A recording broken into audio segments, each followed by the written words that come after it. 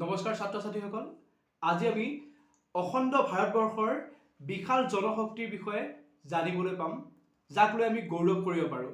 আহাচোন আমি আজি বংগ বিভাজনৰ পটভূমিৰ বিষয়ে জানিম।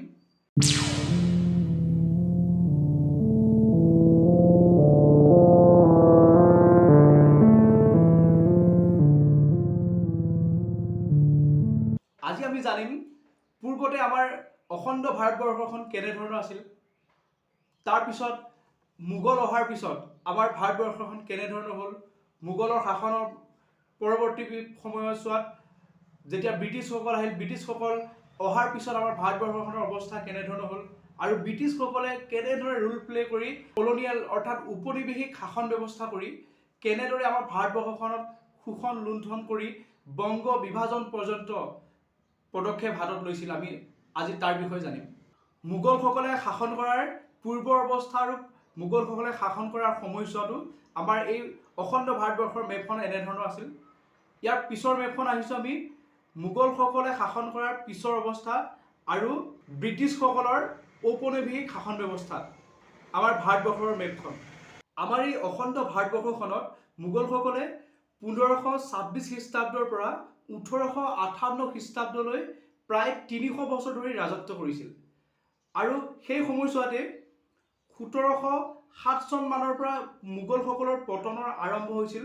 ঔৰংগজেবৰ মৃত্যুৰ পিছৰ পৰাই প্ৰায় 1707 চন মানৰ পৰা ক্ৰমান্বয়ে মোগল সাম্ৰাজ্যৰ পতনৰ দিশে ধাৱমান হৈছিল আৰু সেই সময়তে 1757 চন মানৰ পৰাই ব্ৰিটিছসকলে ঔপনিৱেশিক ব্যৱসায় বাণিজ্যৰ ক্ষেত্ৰতে হওক, ব্যৱসায় কৰাৰ উদ্দেশ্যে ভাৰতবৰ্ষলৈ আগমন ঘটিছিল ব্ৰিটিছবিলাকৰ।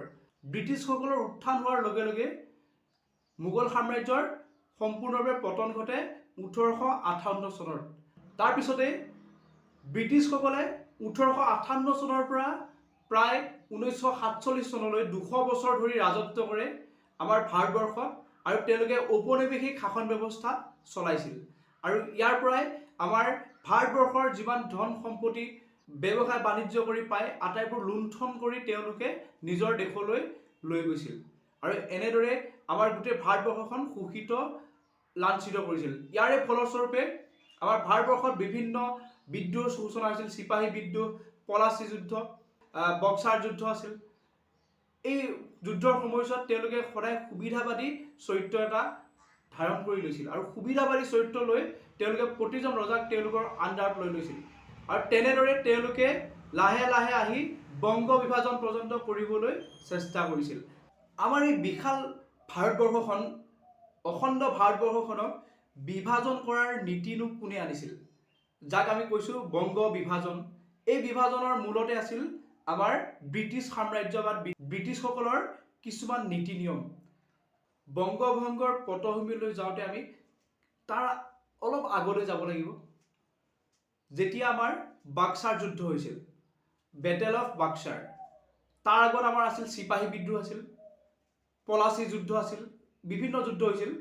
তাৰপিছত আমাৰ 1764 চনত বক্সাৰ যুদ্ধ হৈছিল। বক্সাৰ যুদ্ধ হৈছিল আমাৰ মীৰ কাছিম, যিজন বেংগলৰ নবাব আছিল। 1760 চনত ব্ৰিটিছসকলে মীৰ কাছিমক বেংগলৰ নবাব পাতিছিল তেওঁলোকৰ সুবিধাৰ কাৰণে, তেওঁলোকৰ স্বাৰ্থ পূৰণ কৰিবৰ কাৰণে। কিন্তু ব্ৰিটিছসকলে মীৰ কাছিমক দিয়া আটাইবোৰ দায়িত্ব সুচাৰুৰূপে পালন কৰি পিছত তেওঁ ব্ৰিটিছসকলৰ নীতি নিয়ম মতে নচলা হ'ল। ভালদৰে বেংগলৰ দায়িত্ব পালন কৰি নিজৰ কৰ্তব্য নিষ্ঠা সহকাৰে কাম কৰিছিল, যিটো ব্ৰিটিছসকলে বেয়া পাইছিল আৰু ব্ৰিটিছসকলে বেয়া পোৱাৰ পিছত মীৰ কাছিমক তেওঁ বেংগলৰ নবাব পদৰ পৰা আঁতৰাই পঠিয়াইছিল আৰু আঁতৰাই পঠিওৱাৰ ফলত মীৰ কাছিম গৈ পুনৰ আছিলগৈ আৱধ, বেংগলৰ পৰা অলপ কিছু দূৰ। আৱধৰ সেই সময়ৰ আৱধৰ সম্ৰাট আছিল চিৰাজউদ্দৌলা। চিৰাজউদ্দৌলাৰ সৈতে লগ হৈ তেওঁলোকে প্লেন বনালে আৰু সৈন্য সামন্ত ৰেডি কৰিলে। লগতে শ্বাহ আলম আছিল, দ্বিতীয় শ্বাহ আলম আছিল, সেই সময়ত বেংগলৰ সম্ৰাট আছিল। দ্বিতীয় শ্বাহ আলমৰ কোনো নিজাববীয়াকৈ কোনো ৰাজ্য নাছিল, কিন্তু তথাপি তেওঁ সদায় মোগল সম্ৰাট বুলি কৈ তেওঁ নিজৰ পৰিচয় দিছিল। দ্বিতীয় শ্বাহ আলমো একেদৰে ব্ৰিটিছসকলৰ ভয়তে পলাই গৈ চিৰাজউদ্দৌলাৰ শৰণাপন্ন হৈছিল আৰু য'ত আবাদ আছিল, আবাদত গৈ একেলগে দ্বিতীয় চিৰাজউদ্দৌলাৰ সৈতে আছিল।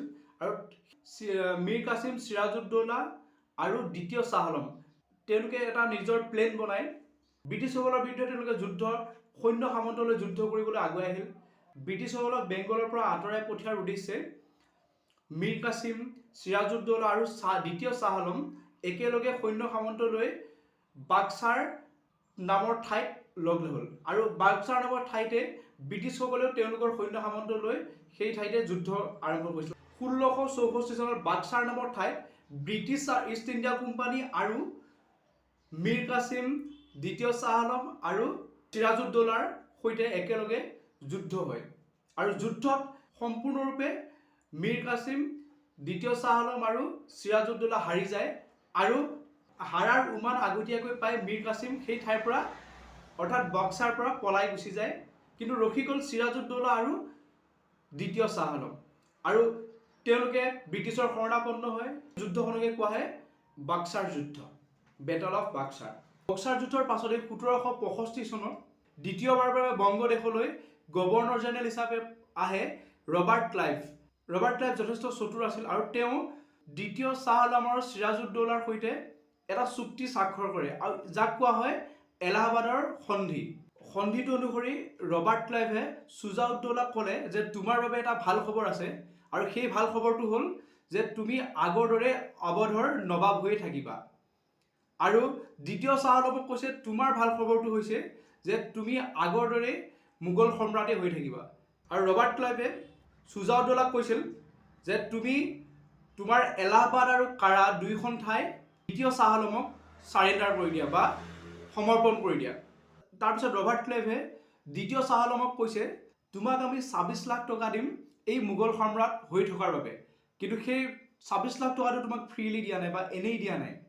এই টকাটো কেৱল তোমাৰ বংগ, বিহাৰ আৰু উৰিষ্যা এই তিনিখন ঠাইৰ পৰা তুমি দিৱানীত সংগ্ৰহ কৰি অৰ্থাৎ টেক্স কালেকশ্যন কৰি আমাক জমা দিব লাগিব, আৰু তাৰ বিনিময়ত তোমাক 26 লাখ টকা দিয়া হৈছে। আৰু শেষত এই এলাহাবাদ সন্ধিৰ পিছতে বংগ, বিহাৰ আৰু উৰিষ্যা বংগ প্ৰদেশৰ লগত ৰাজনৈতিকভাৱে অন্তৰ্ভুক্ত কৰি ল'লে।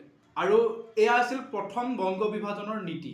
এই এলাহাবাদ সন্ধিৰ পিছতেই ব্ৰিটিছ ইষ্ট ইণ্ডিয়া কোম্পানীয়ে পূৰ্বতে কেৱল বংগতহে তেওঁলোকৰ শাসনভাৰ চলাই আছিল। এতিয়া এই এলাহাবাদ সন্ধিৰ পিছত তেওঁলোকে বিহাৰ আৰু উৰিষ্যাকো তেওঁলোকৰ অধীনত আনিবলৈ সক্ষম হ'ল, আৰু ইয়াৰ পিছতে তেওঁলোকে বংগ, বিহাৰ আৰু উৰিষ্যা একেলগে লগ কৰি বংগ প্ৰদেশত অন্তৰ্ভুক্ত কৰিছিল, আৰু তেনেদৰেই বংগখন এখন ডাঙৰ প্ৰদেশত পৰিণত হ'ল। এতিয়া আমি যাম ৰেগুলেটিং এক্ট 1773 অৰ্থাৎ নিয়ন্ত্ৰণকাৰী আইন 1773। 1773 চনত ব্ৰিটিছ গভৰ্ণমেণ্ট চৰকাৰে ইষ্ট ইণ্ডিয়া কোম্পানীটোক নিয়ন্ত্ৰণ কৰি ৰাখিবৰ কাৰণে ভালদৰে চলাবৰ বাবে এটা নিয়ম বান্ধিছিল, যাক কোৱা হয় নিয়ন্ত্ৰণকাৰী আইন বা ৰেগুলেটিং এক্ট 1773।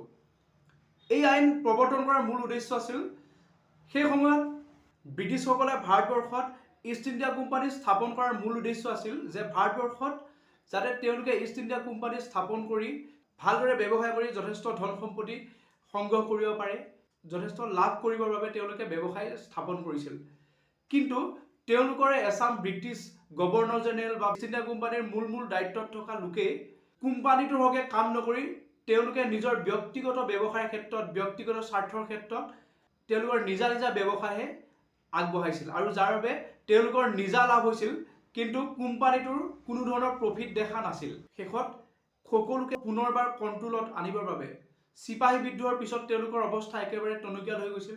এই ইষ্ট ইণ্ডিয়া কোম্পানীটো ভালদৰে যাতে লাভদায়কভাৱে চলিব পাৰে তাৰ বাবে তেওঁলোকৰ কৰ্মচাৰীবোৰৰ বাবে ইষ্ট ইণ্ডিয়া কোম্পানীৰ আটাইবোৰ কৰ্মচাৰীৰ বাবে কিছুমান নীতি নিয়ম নিৰ্ধাৰণ কৰি দিছিল, আৰু যাক কোৱা হয় নিয়ন্ত্ৰণকাৰী আইন ৰেগুলেটিং এক্ট 1773। গভৰ্ণৰ ৰবাৰ্ট ক্লাইভৰ সময়ত ভাৰতবৰ্ষত 1765 চনৰ পিছত ব্ৰিটিছ সাম্ৰাজ্যবাদৰ এটা উপনিৱেশিক স্থাপন হৈছিল, আৰু ভাৰতবৰ্ষত ব্ৰিটিছ ইষ্ট ইণ্ডিয়া কোম্পানীৰ এটা ডাঙৰ উপনিৱেশ স্থাপন হৈছিল, আৰু ইষ্ট ইণ্ডিয়া কোম্পানীৰ ডাঙৰ এটা শাসন কেন্দ্ৰ স্থাপন হৈছিল। কলিকতা, মুম্বাই আৰু মাদ্ৰাজত এটা ডাঙৰ শাসন কেন্দ্ৰ স্থাপন হৈছিল, আৰু প্ৰতিটো শাসন কেন্দ্ৰতে এজন সৰ্বোচ্চ শাসক ৰখাইছিল আৰু সেই সৰ্বোচ্চ শাসক যেনেদৰে আমাৰ এখন কলেজত সৰ্বোচ্চ শাসকগৰাকী হ'ল প্ৰিন্সিপাল, এখন বিদ্যালয়ত আমাৰ সৰ্বোচ্চ শাসকগৰাকী হ'ল হেডমাষ্টাৰ, ঠিক তেনেদৰে এই এটা এটা শাসন কেন্দ্ৰত তেওঁলোকৰ ইষ্ট ইণ্ডিয়া কোম্পানীৰ যিবোৰ শাসন কেন্দ্ৰ আছিল, এটা এটা শাসন কেন্দ্ৰত মুম্বাই হওক, কলকাতা হওক, মাদ্ৰাজত হওক সৰ্বোচ্চ এগৰাকী শাসক আছিল আৰু যাক কোৱা হয় প্ৰেচিডেণ্ট।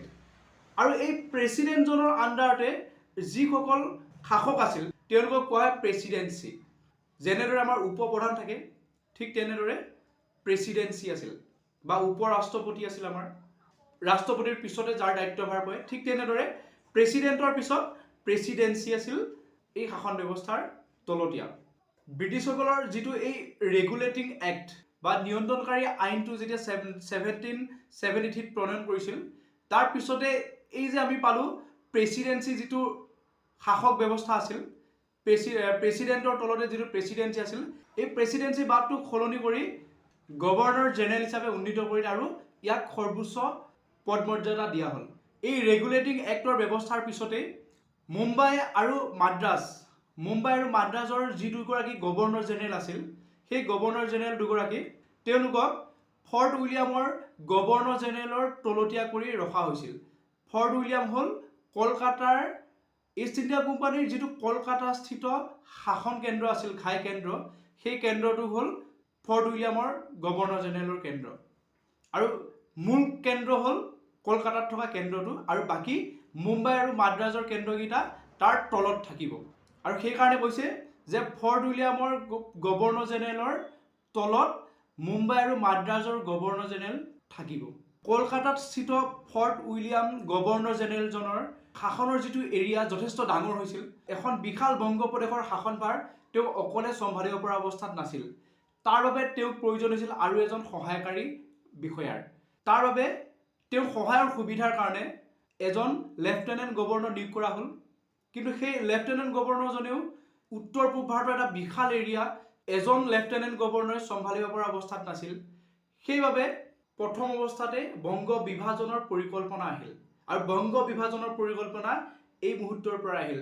লগতে 1857 খ্ৰীষ্টাব্দৰ চিপাহী বিদ্ৰোহৰ পাছতো ভাৰতৰ প্ৰশাসন ব্যৱস্থাটো একেবাৰে দুৰ্বল হৈ পৰিছিল, যাৰ বাবে ব্ৰিটিছসকলে পুনৰ শাসন ব্যৱস্থাটো ভালদৰে টনকিয়াল কৰিবৰ কাৰণে বিভিন্ন চিন্তা চৰ্চা চলাইছিল। তাৰ মাজতে এই বিশাল বংগ প্ৰদেশখনক সুচাৰুৰূপে চলাবৰ কাৰণে, সুচাৰুৰূপে শাসন ব্যৱস্থা নিয়ন্ত্ৰণ কৰি ৰাখিবৰ কাৰণে বংগদেশখনক বিভাজন কৰাৰ এটা কথা উপস্থাপন হ'ল আৰু তেতিয়াই বংগ বিভাজনৰ চিন্তা চৰ্চাটো প্ৰথমে ব্ৰিটিছসকলৰ মনত সোমাই পৰিছিল। ইংলেণ্ডৰ গৃহ চৰকাৰ আৰু ভাৰত চৰকাৰৰ মাজত বিস্তাৰিত আলোচনাৰ শেষত পূব ভাৰতৰ এটা বিশাল অংশক বংগদেশৰ পৰা পৃথক কৰাৰ সিদ্ধান্ত গ্ৰহণ কৰা হ'ল। এই উদ্দেশ্য আগত ৰাখিয়েই ব্ৰহ্মপুত্ৰ উপত্যকাৰ 6খন জিলা গোৱালপাৰা, কামৰূপ, নগাঁও, দৰং, শিৱসাগৰ, লখিমপুৰ আদিৰ সৈতে হাচিয়া জয়ন্তীয়া পাহাৰ, নগা পাহাৰ, গাৰো পাহাৰ, কাছাৰ আৰু শ্ৰীহট্টক সংলগ্ন কৰি 1874 খ্ৰীষ্টাব্দৰ 7 ফেব্ৰুৱাৰী তাৰিখে অসম নামৰ এখন প্ৰদেশ গঠন কৰা হয় আৰু য'ত সৰ্বমুঠ এলেকা 54,100 বৰ্গ মাইল আৰু জনসংখ্যা আছিল প্ৰায় 41,50,000 লোক।